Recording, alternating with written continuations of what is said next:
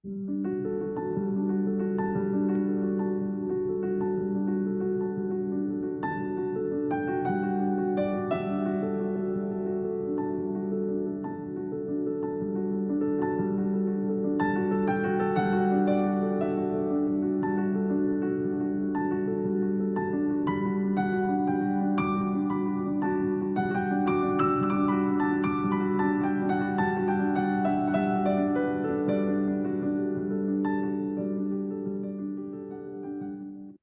todo nuestro ser, espíritu, alma y cuerpo alaben al Señor.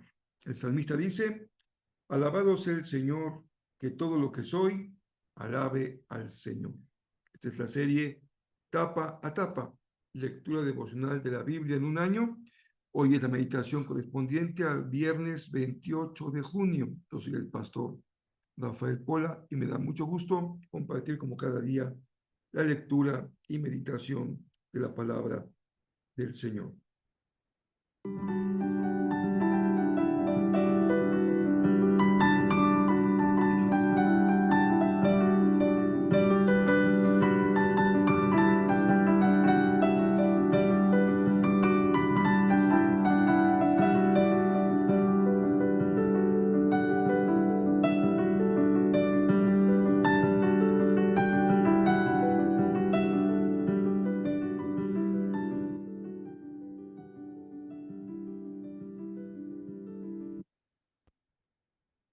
La persona que somos no se puede representar mediante una fotografía.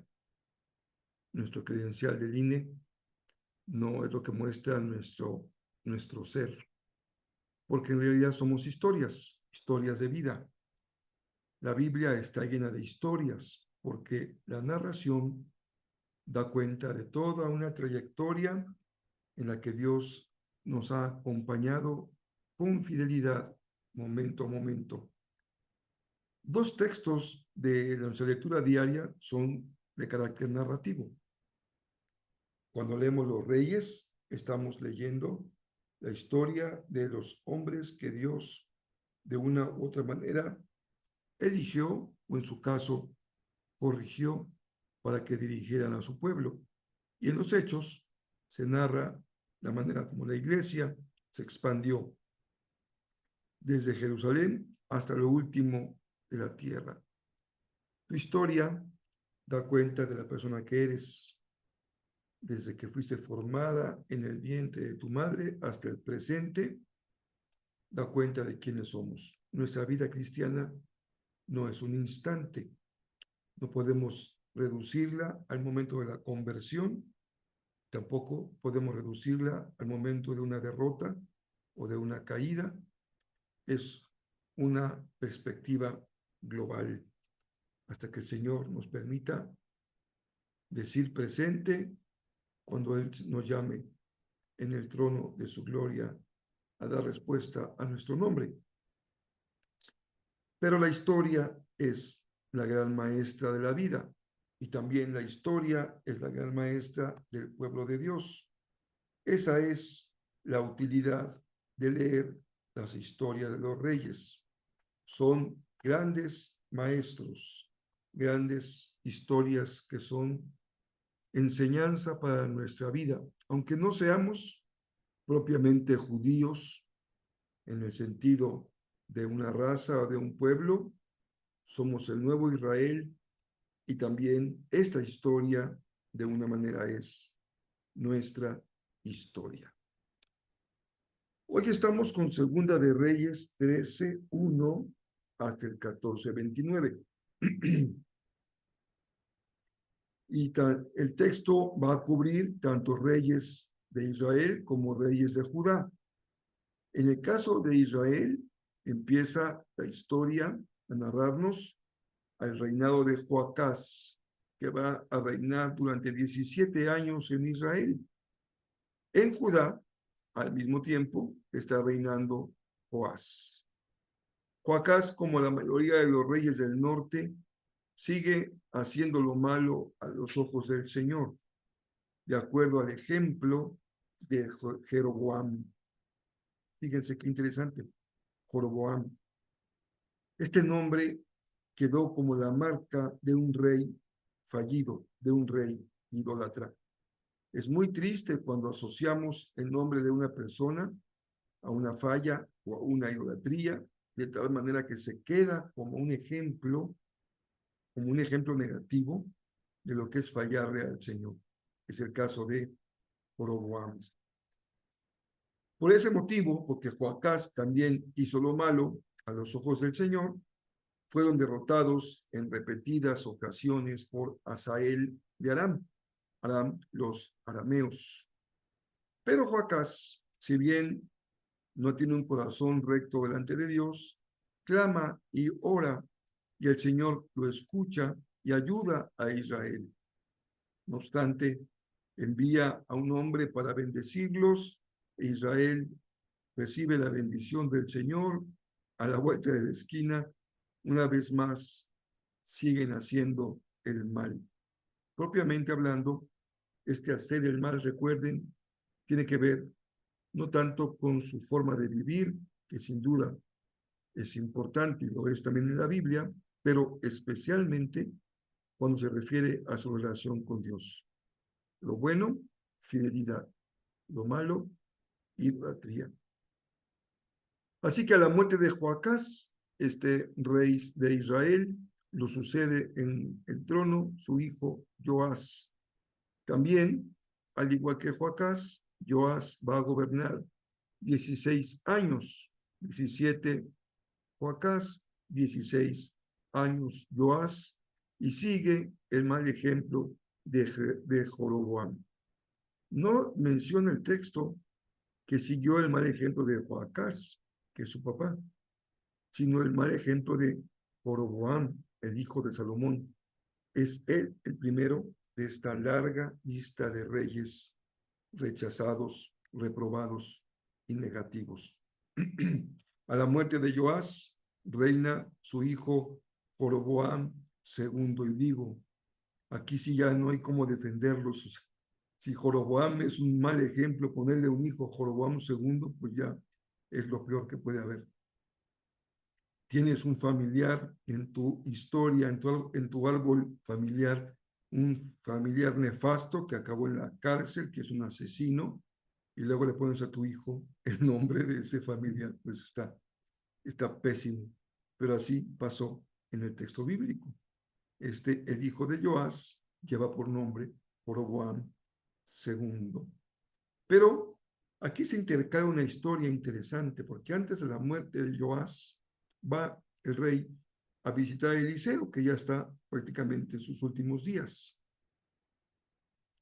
Y Eliseo le da una instrucción de lanzar con un arco unas flechas. La primera vez lo hace correcto, y eso simboliza el triunfo de Joás sobre los arameos, pero le pide que azote las flechas en el piso, y como Joás se fue por la ley del menor esfuerzo, solamente alcanzó a golpear 3 veces.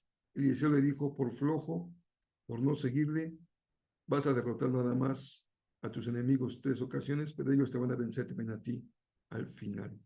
Así que interesante esta historia, como también es interesante que a su muerte, cuando depositan su cuerpo en una tumba, dice que otro cuerpo cayó ahí, lo aventaron ahí, y que por contacto con Eliseo, ese hombre resucitó. Es claro que en este caso, la narrativa tiene como propósito exaltar el poder espiritual del profeta Eliseo. Al morir Joás en Judá, estamos ahora en el reino del sur, Amasías reina en su lugar. Y él, a diferencia de otros reyes, hace lo bueno ante los ojos del Señor. Y ya veremos cómo continúa su historia en la próxima meditación. Otro texto narrativo, también la narración de la expansión de la iglesia es nuestra historia. Por eso es importante para nosotros este registro de cómo empieza nuestra historia, con un hombre escogido por Dios, lleno de muchos talentos, de un gran valor, de un enorme carácter, que tiene ahora su tercer viaje misionero. Regresa de Antioquía hacia Galacia, viaja también a Frigia, y en ambas regiones las congregaciones que se han estado formando son fortalecidas por el apóstol Pablo. Seguramente el texto de Hechos se refiere a reuniones con los cristianos, palabra, instrucción en la palabra, mensajes de Pablo, oración, intercesión, apoyo espiritual.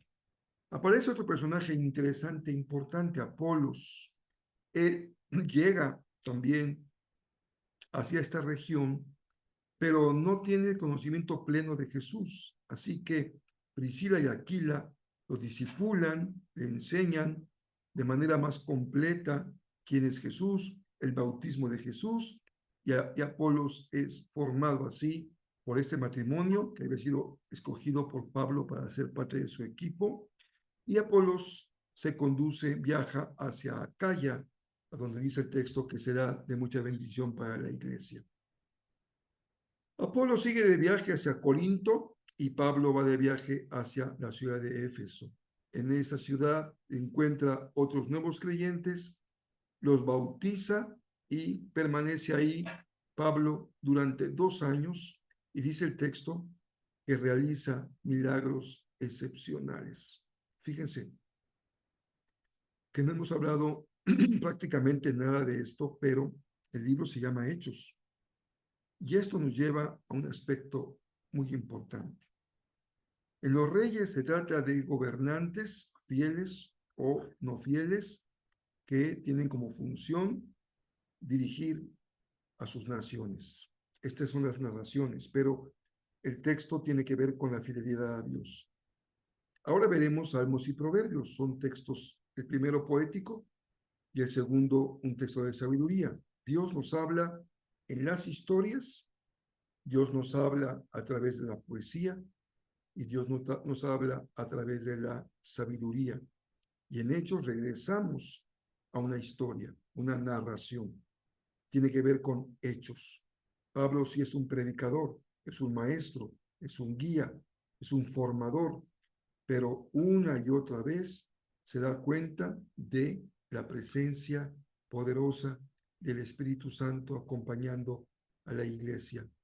Por eso algunos dicen que este libro debería llamarse más correctamente Hechos del Espíritu Santo, porque sin el mover poderoso del Espíritu no hubiera habido de ninguna manera la poderosa expansión de la iglesia. Nosotros por eso confiamos en que vamos cumpliendo la gran comisión, proclamamos, anunciamos, formamos, discipulamos, enseñamos, fortalecemos, pero el que hace la obra maravillosa es el Espíritu Santo, y en eso confiamos.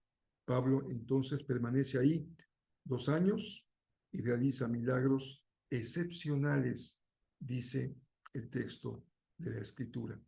Si Dios quiere hacerlo, lo hace, y la iglesia no es más que un instrumento obediente para que el Señor nos use conforme a su voluntad.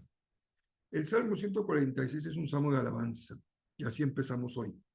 Que nuestro espíritu, nuestro cuerpo, nuestra mente, nuestra alma, todo lo que somos, alabe al Señor. A quienes Dios ayuda, dice el salmista, esas personas son felices. ¿Dónde encontrar la felicidad? En la ayuda de Dios, en la compañía de Dios, en el sostén del Señor. Si quieres ser realmente feliz, toda tu vida deposítala en las manos del Señor, y no habrá nada que te quite el gozo, la felicidad de ser un hijo del Señor. Finalmente, vamos a Proverbios 18, versos 2 y 3. Seguimos con este tema de la educación, del aprendizaje, de la enseñanza.